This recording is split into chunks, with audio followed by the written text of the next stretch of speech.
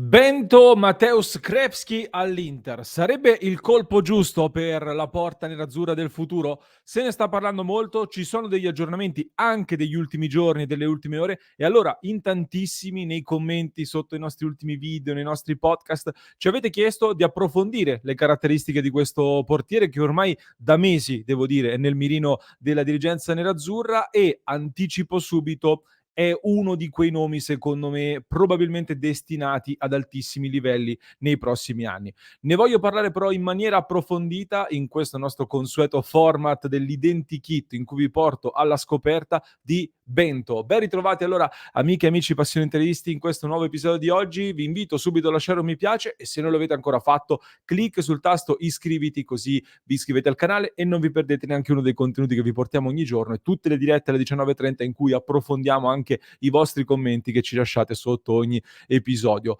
Come sempre questo format ormai lo conoscete, ce lo chiedete molto spesso. Partiamo rispettando la scaletta e ovviamente iniziamo con le ultime notizie su Bento e quindi gli aggiornamenti di calciomercato. Allora, l'Inter su Bento c'è dalla scorsa estate. Ricorderete che era stato lo stesso giocatore addirittura ad annunciare pubblicamente a inizio agosto, se non ricordo male, di aver ricevuto proprio un'offerta da parte dell'Inter. Ne aveva parlato con il suo club, l'Atletico Paranaense, e aveva detto che l'Inter era un po' il suo sogno sostanzialmente, quello di sbarcare in un grande club in Europa. Poi però non se n'è fatto nulla, anche perché l'Atletico Paranaense aveva chiesto delle cifre elevate per quello che era il momento dell'Inter, che doveva investire con urgenza su altri reparti, e quindi oltre ad aver puntato su Jan Sommer, anche questo ha contribuito, ecco, a rendere difficile per l'Inter la pista Bento in quei giorni di fine agosto.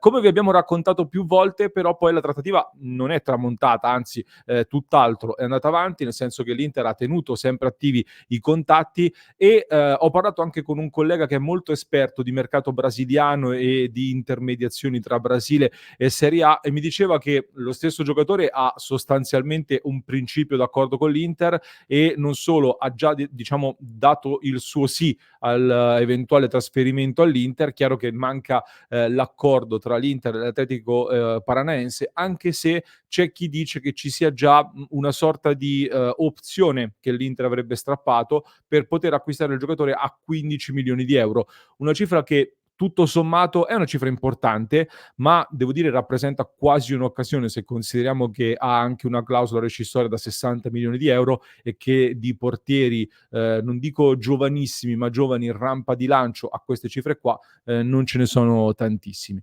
C'è un problema però, e il problema è che Bento si sta mettendo sempre più in mostra anche a livello internazionale, per cui finché si sono mosse delle squadre come il Wolverhampton, il Nottingham Forest, alcune squadre portoghesi, l'Inter ha mantenuto una certa posizione di vantaggio, nonostante comunque anche i club della Premier, pur di non primissima fascia, siano molto ricchi, hanno una grande disponibilità di spesa. Adesso però si comincia a parlare addirittura del Chelsea e più in generale, più si va avanti, più possono avviarsi anche degli incastri tra portieri che possono rendere il tutto un po' più complicato. Vedi ad esempio il Milan, se il Milan dovesse cedere Maignan, che non è del tutto impossibile, anzi il Milan stesso potrebbe pensare proprio a Bento per sostituire il portiere francese o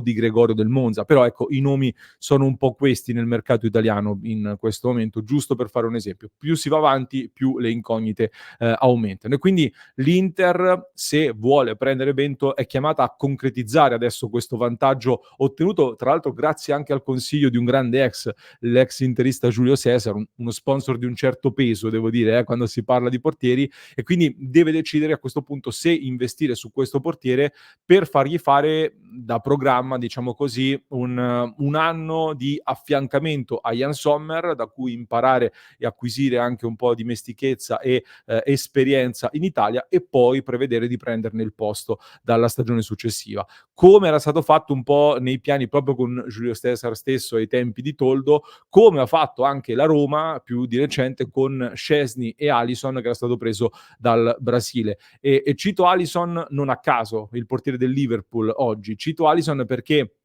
andando a parlare di Bento, secondo tanti analisti e tanti esperti di calcio brasiliano, ecco, il paragone tra Alisson e Bento può essere un paragone ingombrante, ma a questo punto piuttosto sensato, anche per il tipo di percorso che potrebbe fare. E allora chi è questo Bento Mateusz Krepski? Andiamo come sempre alla carta d'identità, condivido la scheda dal portale Transfermarkt, nato il 10 giugno 1999, quindi sta per compiere 25 anni, un portiere brasiliano dovrebbe avere il passaporto italiano, questo favorirebbe anche l'eventuale arrivo in Italia. Alto 1,90 m, ha una struttura fisica importante, anche se non è proprio un gigante, ecco, per la stazza dei portieri. Ha un contratto in scadenza nel 2026, all'interno del quale è contenuta una clausola rescissoria da 60 milioni di euro, però la valutazione di mercato è più bassa. Transfermarkt la mette attorno ai 13 milioni di euro, con l'Atletico Paranense si può trattare attorno ai 15, qualcuno dice anche qualcosa in più, siamo comunque attorno a quest'ordine di grandezza. Questo un po' per dare una dimensione. Gioca nell'Atletico Paranense, come detto, una squadra che se lo è costruito in casa di fatto, una squadra che lancia tanti giocatori giovani piuttosto importanti. Bento, rispetto ad altri giovani che sono esplosi in questa squadra e in generale che sono esplosi in Brasile, ha avuto un percorso un po' particolare, perché è arrivato ad esplodere non proprio giovanissimo, comunque, come detto, visto che adesso ha quasi 25 anni. Strano per dei giocatori brasiliani che di solito siamo diciamo abituati a vedere sedicenni, diciassettenni già in rampa di lancio in Brasile. Però devo dire che per i portieri è sempre un po' diverso e anche in Brasile sono un po' più conservativi sui portieri. Lui aveva avuto già nel periodo del Covid una prima grande chance per diventare titolare, visto che mancavano i primi due portieri, si era fatto vedere, ha fatto vedere delle cose interessanti, poi però non gli è stata data piena fiducia, si è preferito rimanere un po' più conservativi, ecco, sul tema dei portieri. Poi nel 2021 invece è diventato il secondo portiere e ha cominciato a farsi vedere un po' di più anche in Coppa Libertadores, diciamo la Champions League del Sud America. Alla fine ha convinto la società a cedere il titolare Santos per puntare tutto su di lui, appunto. E c'è stato anche un po', non dico un moto popolare, però anche i tifosi, i media spingevano molto affinché si lasciasse spazio a Bento e sono stati accontentati e la risposta è stata molto importante, visto che poi tra il 2022 e il 2023 soprattutto Bento è esploso, è diventato già l'anno scorso, secondo molti, era il miglior portiere emergente di tutto il Sud America, addirittura. E non a caso, aggiungo, da giugno scorso è entrato nel giro della nazionale brasiliana, dove nelle ultime 2 amichevoli contro Inghilterra e Spagna è stato addirittura titolare e ora può andare a contendere il posto a 2 mostri come Alisson stesso e Ederson del Manchester City. A proposito di giugno scorso, tra l'altro, quando Bento entrava nel giro della nazionale, forse chi ci segue da più tempo e chi segue i nostri contenuti lo ricorderà, ma avevo realizzato una di quelle mie analisi un po' da pazzi, molto particolari, in cui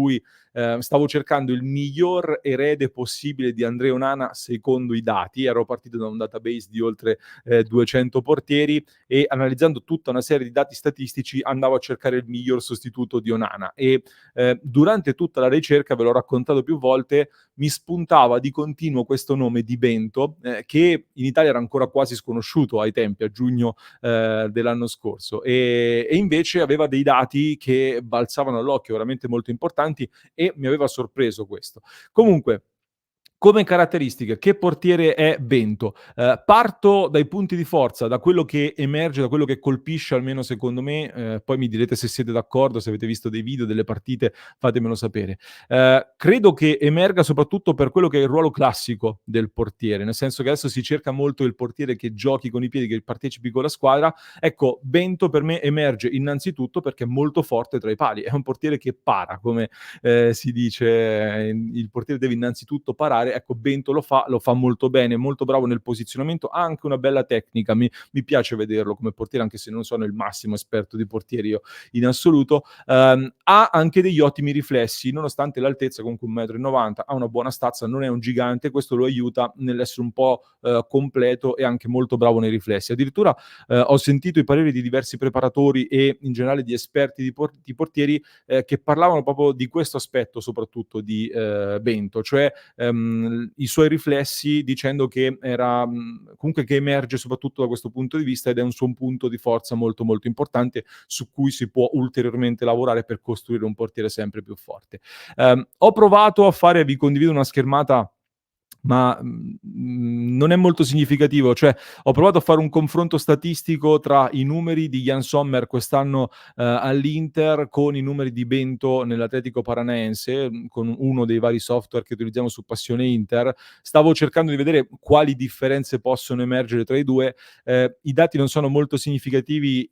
intanto perché c'è ovviamente differenza tra il campionato italiano e quello brasiliano, ma poi soprattutto lo stile di gioco dell'Atletico Paranaense è piuttosto diverso da quello dell'Inter, quindi il paragone statistico è poco credibile, visto che poi l'Atletico è arrivato anche ottavo, se non ricordo male, nell'ultimo Brasileirao, il campionato brasiliano, quindi inevitabilmente il campione di paragone con l'Inter che domina la Serie A è troppo diverso a quello di un Sommer rispetto a quello di un Sommer che subisce pochi tiri e gioca molto di più il pallone.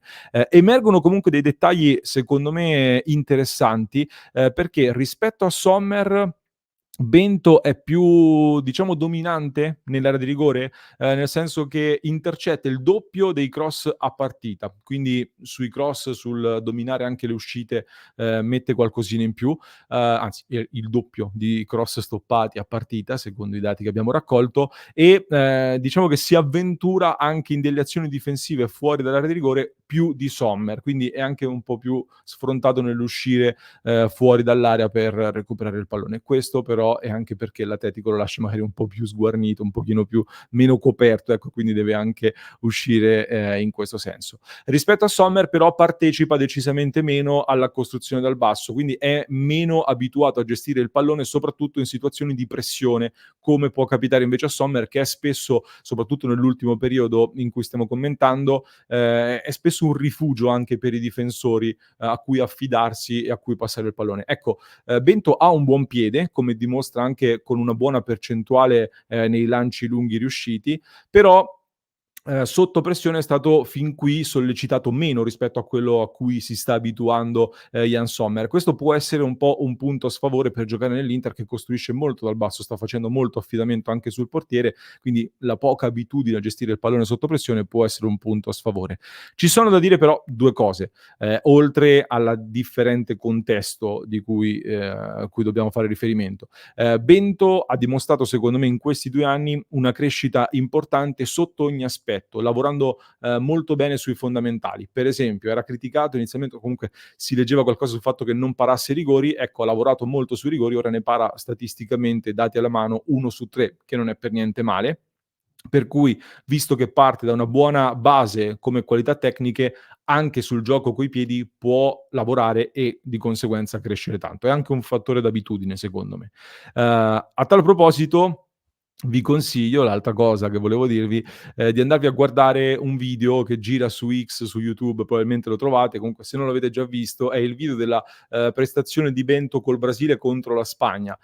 Oltre ad aver fatto una grande parata su Rodri, ad un certo punto fa una giocata con i piedi, eludendo il pressing dell'attaccante avversario, una giocata che ha esaltato i tifosi e i telecronisti, che comunque dimostra secondo me una grande abilità e anche una propensione alla tranquillità nel giocare anche sotto pressione, anche ad alti livelli, nonostante fosse soltanto un'amichevole comunque partita contro la Spagna.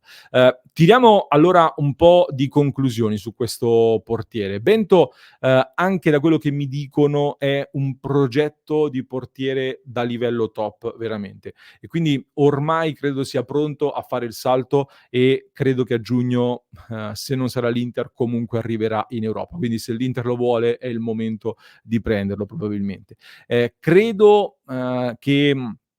abbia ancora bisogno di un po' di lavoro per essere modellato e, da portiere top, per cui una soluzione che prevede 1 anno alle spalle di Sommer per poi prenderne il posto, nella stagione successiva potrebbe essere diciamo, la soluzione migliore per provare a fargli percorrere appunto le orme di Alisson con cui continua questo paragone. Ma, anche diciamo